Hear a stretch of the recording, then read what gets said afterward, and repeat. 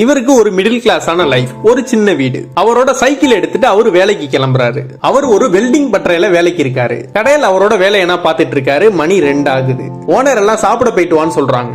இவர் அந்த ஓனர்கிட்ட போய், அண்ணா என் சம்பள காசுல இருந்து ஒரு 100 ரூபா கொடுங்கன்னு கேக்குறாரு. ஏன் கேக்குறாருன்னா, இவரோட மனைவி ஊருக்கு போயிருப்பாங்க, வீட்டுல சமைச்சிருக்க மாட்டாங்க, அதனால கேட்பாரு.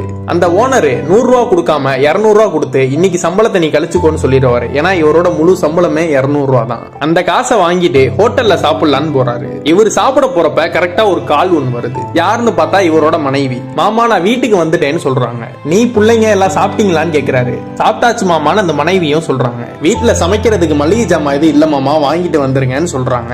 இவரு வாங்கிட்டு வந்துடுறேன்னு சொல்றாரு. அவங்களோட மனைவி நாளைக்கு வீட்டு வாடகை கட்டணும், சம்பளம் வாங்கிட்டு வந்துருங்கன்னு சொல்றாங்க. அது இல்லாம இவரோட அந்த 2 பிள்ளைங்களும் ஸ்கெட்ச் பென்சிலும் டிராயிங் நோட்டும் வாங்கிட்டு வாங்கப்பான்னு சொல்றாங்க. அவரோட இன்னொரு பையனும் எனக்கு வரையணும் போல ஆசையா இருக்குப்பா, எனக்கு வாங்கிட்டு வாங்கப்பான்னு சொல்றான். ஹோட்டல்ல சாப்பிட போன இவரு இவங்க சொன்னதனா கேட்டுட்டு கையில வாங்கின அந்த பணத்தை பாக்குறாரு. 200 ரூபா தான் இருக்கு. இவர் இங்க சாப்பிட்டாலும் அவங்க சொன்ன பொருட்கள்லாம் வாங்க முடியாது. அதனால அந்த பணத்தை பாக்கெட்ல வச்சுக்கிட்டு திரும்பி வேலைக்கே கிளம்புறாரு. திரும்பி அந்த வெல்டிங் பட்டறையில போய் வேலை பாக்குறாரு. இவரோட வேலையெல்லாம் முடிச்சுட்டு அவங்க வீட்டுல சொன்ன அந்த பொருட்கள்லாம் வாங்கிடுறாரு. அவரோட சைக்கிள் எடுத்துட்டு வீட்டுக்கு ரோட்ல போயிட்டு இருக்காரு. அவர் சாப்பிடாதனால அவருக்கு ரொம்ப மயக்கம் வர மாதிரி இருக்கு. ஒரு டீ கடைக்கு போய் ஒரு டீ குடிக்கலாமேன்னு போறாரு. இவர் டீ குடிச்சிட்டு இருக்கும் போது அவங்க அம்மா கால் பண்றாங்க. நல்லா இருக்கியாயா, வீட்டுல பேரம் பிள்ளைங்கன்னா எப்படியா இருக்காங்கன்னு கேக்குறாங்க.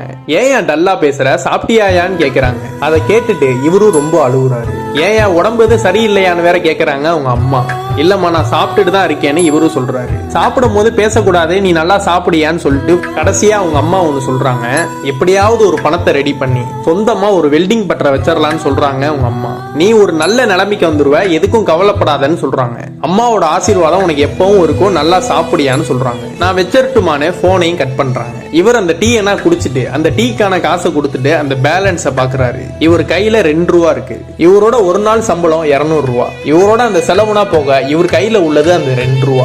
இப்படியே நிறைய பேத்துக்கு ஒரு வாழ்க்கை இருக்கு. தான் எவ்வளவுதான் கஷ்டப்பட்டாலும் என்னுடைய மனைவி என்னுடைய குழந்தைகள் நிம்மதியா நல்லா இருக்கணுமே நினைக்கிற ஒரு அப்பனோட கதை இது. பொதுவாவே ஒரு அப்பாக்களுக்குனா ஒரு கஷ்டம் வந்தா மனைவி குழந்தைகளுக்கு தெரியுதோ இல்லையோ அவங்க அம்மாவுக்கு தெரியும். இதோட இந்த ஷார்ட் பிலிமும் கம்ப்ளீட் ஆகுது.